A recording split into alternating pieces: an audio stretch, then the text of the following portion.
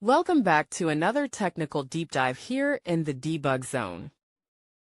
Today we're tackling a big question and breaking it down with insights from other users. Hopefully this clears up some misconceptions and helps you get the answer you need. So buckle up, stay a little curious, and let's jump right in.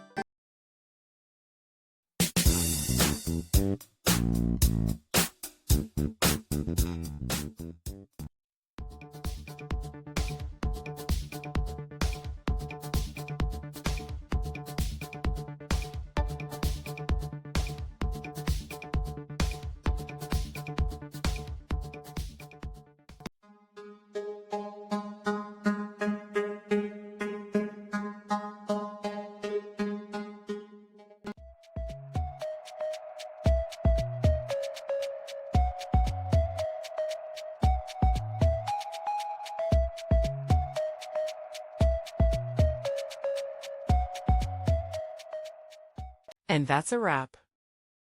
I hope you found the answer you were looking for. If you did, take a second to hit that subscribe button. It really helps out. And let me know in the comments which solution worked best for you. See you next time in the debug zone.